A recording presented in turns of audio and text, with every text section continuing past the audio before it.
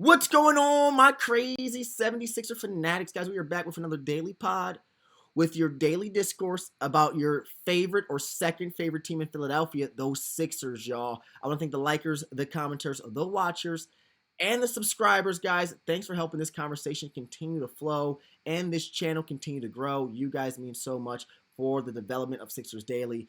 But another daily conversation we're going to have continuously. How is this team winning? The Sixers just beat the Brooklyn Nets without Joel Embiid. And if you looked at the game, guys, and if you've watched it, you can see this team is a lot different than last year's squad. Now, what makes this team different? Well, the wins are powered behind a few key pieces that this team definitely didn't have last year. One, hustle, effort, energy, and enthusiasm, guys. There's a certain type of fun that this team is having out there on the court that I haven't seen a Philadelphia team have this much fun in quite a long time. The only time you see this much smiles in a Philadelphia uniform is when they're beating the Boston Celtics. And even when they were beating the Boston Celtics, they were smiling 2 times what you've seen before. So this Philadelphia 76ers squad, guys, is different than last year's because it's not powered the way other squads have been, let's say, reinforced. Star power isn't this team's priority. Depth is this team's priority. And this team is winning at a collection of team chemistry and strong depth. I'm talking about Tyrese Maxey at guard depth, which is some of the best guard position and guard depth in the NBA. I'm talking about Joel Embiid, who when Joel Embiid isn't out there, this team has found an identity that may not suit Joel Embiid's play style, but definitely does suit the rest of the players on this squad. It's fast. It's ferocious. It's continuous pressure on the ball. And when you're off the ball offensively, it's constant movement. These are the certain pieces of an offense that this Philadelphia squad typically doesn't have with Joel Embiid.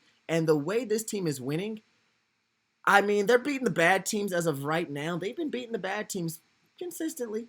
And the good teams, which you can say Boston is a good team, they're competing. The Magic, you can say they're a good team.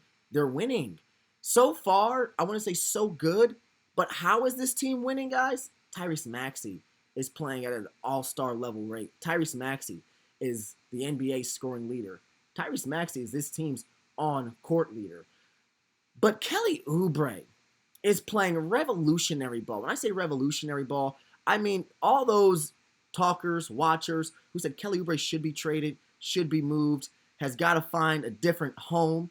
Philadelphia is Kelly Oubre's home for a long time, guys. The way he's playing right now, you're talking about Tyrese Maxey MVP. The most valuable and most important player throughout these 6 games has been Kelly Oubre. Offensively, he's bringing a spark. He's bringing spunk. He's dropped multiple 20-point games. And defensively, he's one of the most reliable rebounders. Defensively, he's one of the most reliable players to pick up another player about 94 feet.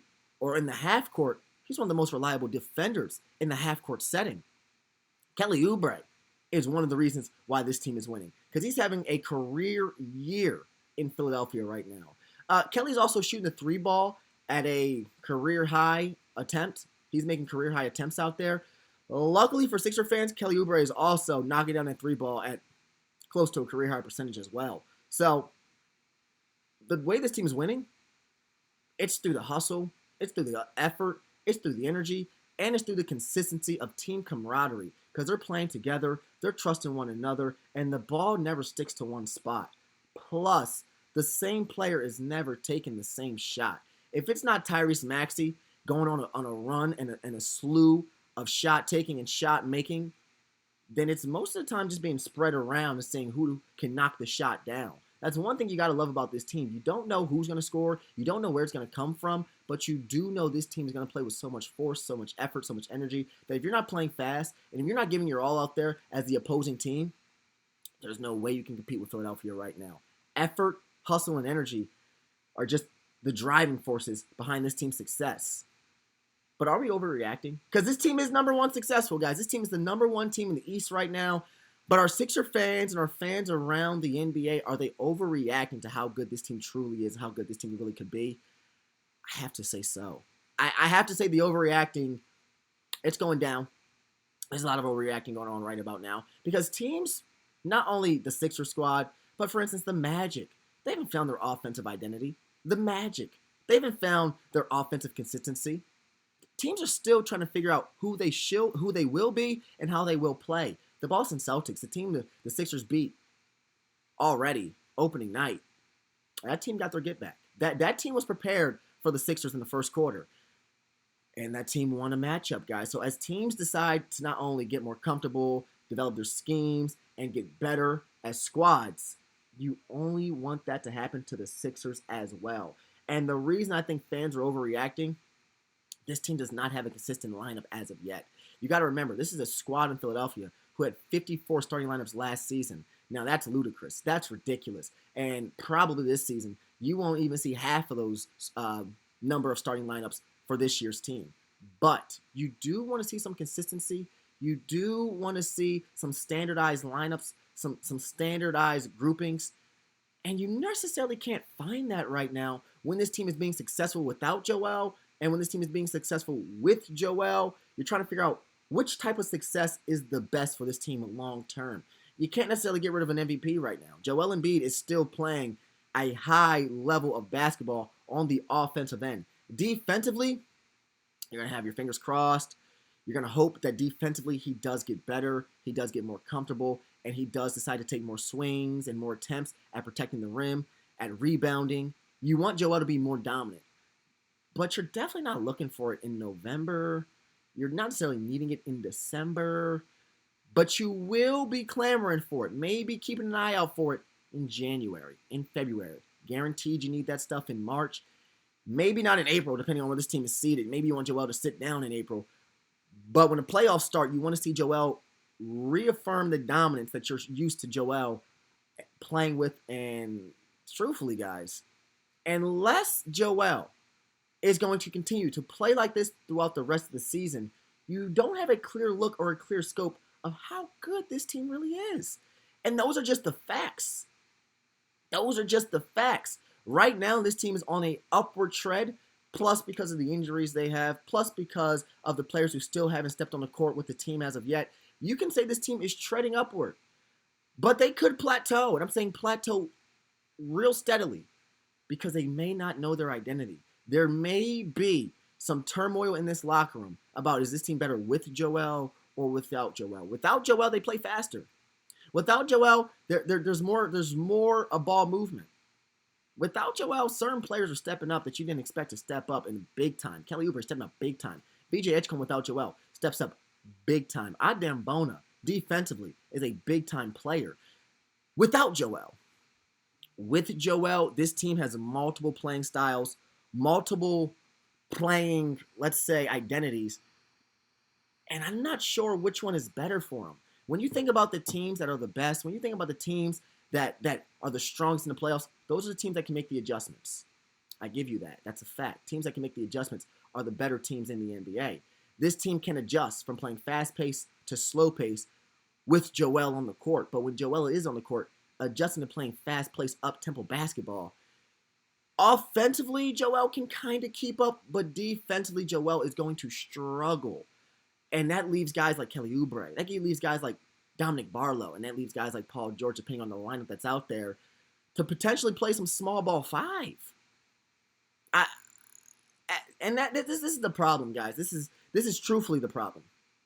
If this team reverts back to playing small ball five, do they have enough pieces for that? Truthfully. Dominic Barlow played great when he was playing. Jabari Walker has been playing good when he's been playing. The power forward position seems to be less of a concern than it was in the offseason. But you've seen this before. You've seen this from Dwight Howard. You've seen this from Andre Drummond. These backup bigs play great in the first half of the season. And then by January, February, you're looking for a trade. You're looking for someone else to be acquired. You're looking for someone else to step up in that backup big position. And the Sixers do have one more remaining roster spot. Dominic Barlow's on a two-way contract. Jabari Walker's on a two-way contract. One of those guys should be getting that guaranteed roster spot, don't you think? Wouldn't you like that? Me personally, I'm not sure we're giving out that guaranteed roster spot, that one more remaining roster spot, to anybody on this team currently without releasing someone on this team at this present moment. Eric Gordon could potentially go. Kyle Lowry, who Nick Nurse says is the vocal team leader and is respected within the locker room, probably is a mainstay for this squad for a long time. I mean, he's like the Udonis Haslem for the Miami Heat in Philadelphia. You probably need Kyle Lowry. Maybe Eric Gordon's on the move. But these players on two-way contracts that we're going to be counting on later in the season, you need those guys to be the reason this team is winning right now. You need those guys to be the reason this team is good here, today. And realistically, I'm not sure if those guys are going to be the reason this team is going to be strong come April, come May. If you're going to give that one more remaining roster spot up, there's teams that just aren't looking good. There's teams that are struggling. How about you trade for Trey Murphy? Anybody opposed to that? Pelicans ain't winning no time soon. How about you trade for Trey Murphy? How about you call Toronto and see if you can get Grady Dick? I'm just saying that one more roster spot could definitely go to a guaranteed provider of offense. Not a guy who fits the system, not a guy who fits the scheme. When you have that much cap space thanks to Quentin Grimes, when you have that much space available, you should probably go to a guy who's guaranteed to make the team and make this team better for a long time. But tell me what you think, guys. Like, comment, and subscribe. This team is winning. This team is winning at a plethora right now. This team is winning comfortably and consistently. And one thing I don't want to do is knock winning, is diminish winning, and badmouth winning. So tell me what you think about this winning squad in the comments down below. Like, comment, and subscribe.